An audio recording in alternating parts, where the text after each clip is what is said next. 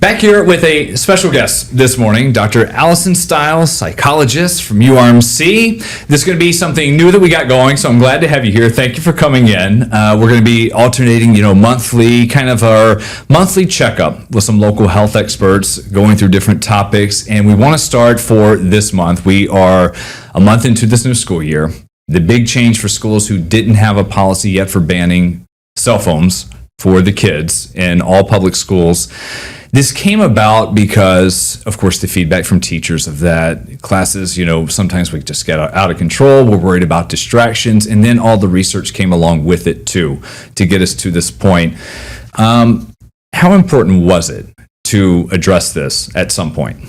Yeah, that's a great question. So, what we've seen over the last decade or so of schools having cell phones being present throughout the day is that it really did create a constant learning disruption. Just having those notifications going off throughout the day was so tough for kids, especially because we know that their brains are still developing, right? And especially the prefrontal cortex of our brain, the part of our brain that helps us regulate our attention and our behavior, be able to pause from looking at the notifications coming up on our phone. Those are still developing. And so, as the adults in kids' lives, it is really helpful when we can set those boundaries. And that's happening not just at home, but also at school. And so this really has been a critical shift to be able to help to provide that boundary for kids so that they don't have those cell phones there throughout the day. We also know that having schools with cell phones throughout the day was also creating an increased risk for mental health challenges related to just that social pressure of needing to be connected at all points throughout the day, comparing themselves online, and challenges with not being connected to the natural supports in the in-person environment.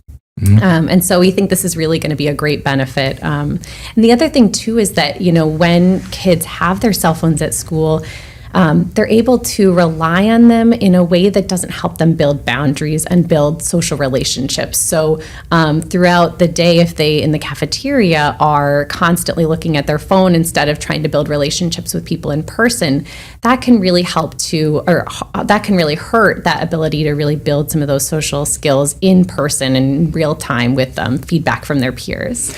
How long do you think it would take to see a tangible difference of some impact of this, maybe it was a student who was at a school that hasn't had to put it in a locker or in one of these yonder pouches before? I mean, we're a month in. I know everyone's still young and developing, but, are we looking at a semester, a year, or getting through middle or high school? Yeah, that's such a great question. So the research is still early because these bans are just happening over the last year or a couple of years.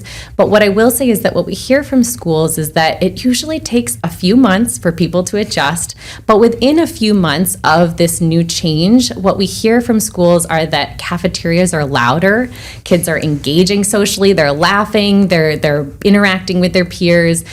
We actually also hear from kids that they feel less distracted in school and appreciate that ability to focus.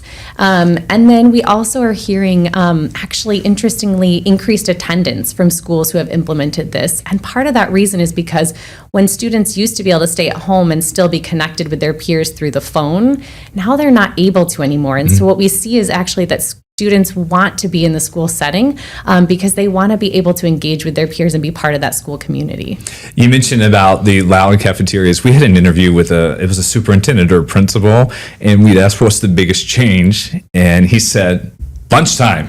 It's great hearing it loud, a little chaotic, of all the kids actually talking to each other and enjoying that. Under the law, and the state put up $13.5 million to help schools implement this, whatever they were buying. A lot of them were just saying, hey, lockers we weren't using or whatever, we're going to put it in there. There are some limited exemptions to this. So just some reminders on who that could apply to and why. Yeah, I'm so glad you mentioned that because I think that's something that's coming up for a lot of students and parents is around, what do the exemptions look like and should my child have an exemption? And one of the things that we have found in working in partnership with pediatrics, with behavioral health providers, and with schools over the summer through a model called Connecting for Kids, where we came together to really talk about what that collaborative guidance should look like. And what we really heard is that exemptions should be rare and really based on significant medical needs. And so those might be things like a student with diabetes who might need glucose monitoring, a student maybe with cochlear implants that might need a personal device for monitoring volume. But really, by and large, this should be very rare. A question that comes up a lot is about what about if my child has been using their cell phone for mental health needs? So being able to cope, listening to music on their phone or being able to use a mindfulness app. Really great strategies, right, that they've been implementing. And what we would really encourage families to think about is reaching out to their schools and partnering together to see how the school might be able to meet those needs without the personal device. So a lot of school districts are saying we can use a school-owned device like a tablet or a laptop to help them connect with some of those things that might help them to cope throughout the day. Instead of using that personal device, which comes with a lot of different risks of being continued to be connected with that phone. So we strongly recommend parents to reach out to school, and also for pediatric providers and behavioral health providers to partner with schools around this rather than immediately writing an exemption letter. The one counter we heard coming up to this, and it was really kind of the only one, was if there's an emergency, something, I just want to be able to speak to my child immediately. But then you have to take that and you have to weigh everything else of, when there is a true emergency, God forbid that we have one, that maybe there wouldn't be like so much of a difference because there's so much communication going on between others involved versus the real impacts of every day, of most days, that this is just going to be this thing that these kids can't let go of, that we're all addicted. I'm sure you heard some of that too, because that was the argument from some parents, is that I still want to be able to instantly text my child. Yeah, that makes so much sense. And I just want to say, first of all, that this is a really hard transition for a lot of people, for parents as much as for kids, because we have been able to be, in contact with our kids throughout the day at any point when we need to. And so I would say a couple of things, even just in the day-to-day piece, it is a shift, and it's a little bit inconvenient of, if I need to get in touch with my child, I might not need to call the office if there's something that's small that I need, they forgot their lunch or they need to be picked up. And some of it is also building a tolerance of not being able to be in touch right away with our child, or for them not to be in touch with us if they have something that they need, right? Maybe if they're a more anxious kiddo and they have relied on being able to text their parents when they're feeling nervous, which is very understandable. We actually would want to really encourage shifting that coping strategy to something else that they could do instead of reaching out to parents and relying on them. And that's a hard shift. And thankfully, there are behavioral health providers and schools that can help with that. And then the other thing I would just say is that you mentioned safety. So let's say if there is an emergency situation, a really understandable concern that parents have and students is wanting to reach out right away to their family, right? And so, but what we know actually from law enforcement, from research, is that kids are actually safer during an emergency at school if they don't have their cell phones. So they're then able to be more focused on the trained school professionals that know exactly what to do in an emergency situation. They don't have notifications going off on their personal cell phones that might notify an active shooter, for example, to the location of different people. And so it's so hard to think about those things, but it's also important to recognize that while it feels really uncomfortable, they're actually safer in those situations. And I know that schools do a really good job of trying to make sure to reach out to families immediately as soon as it's safe to do so. I like hearing you say that. We have a 5-year-old who just started kindergarten, so we're nowhere near the cell phone stage. 10, 11 years to go, at least, on that. But I kept trying to think, as a parent, like I just didn't know. But then whenever you hear something like that, and that was one thing that I kept seeing over and over again, that they are safer. It is tough to believe, to wrap your head around that, but they are. Now, we don't want kids, 3 o'clock, they're hopping off the bus, all of a sudden we're just giving them the iPad and the phone as soon as they get home. What do you tell parents about that transition of still trying to have the barriers whenever they are let loose and come home after the bell? Yeah, that's a great question. And I think that is really important that we're continuing to think about how do we build those boundaries at home as well as at school.